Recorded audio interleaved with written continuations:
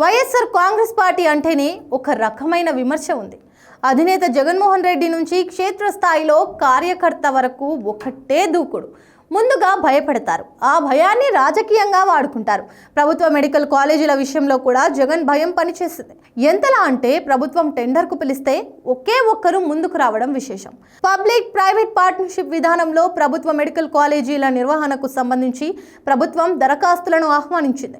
4 కాలేజీలకు దరఖాస్తులు ఆహ్వానిస్తే ఒకే కాలేజీకి దరఖాస్తు రావడం విశేషం.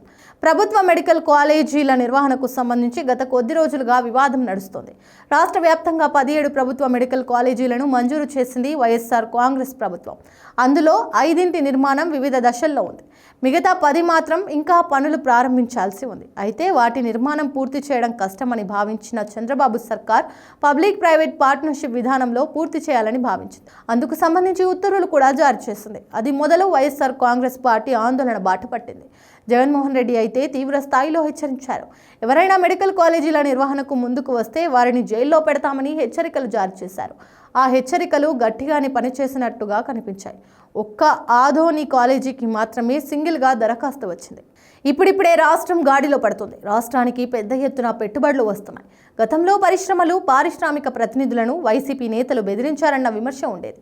కానీ గత 18 నెలల కాలంలో అదే పరిశ్రమల ప్రతినిధులను, యాజమాన్యాలను కలిసి భరోసా కల్పించింది కూటమి ప్రభుత్వం. దీంతో పెట్టుబడుల రాక మొదలైంది. ఇటువంటి తరుణంలో ఒక బాధ్యతాయుతమైన పదవి చేపట్టిన జగన్మోహన్ రెడ్డి బెదిరింపులకు దిగడం అనేది సహేతుకం కాదు. అయితే నిన్ననే మెడికల్ కాలేజీల నిర్వహణకు సంబంధించిన దరఖాస్తులు రాకపోవడంపై వైఎస్ఆర్ కాంగ్రెస్ పార్టీ సంబరాలు చేసుకుంటుంది. కానీ ఆ పార్టీ వైఖరిని విద్యార్థికులు, తటస్థులు గమనిస్తున్నారు. ఇది ఎంత మాత్రం ఆ పార్టీకి సహేతుకం కాదు. ప్రజలు మరింత వ్యతిరేక భావన పెంచుకునే అవకాశం ఉంది. ముమ్మాటికి ఇది ఆ పార్టీకి నష్టం.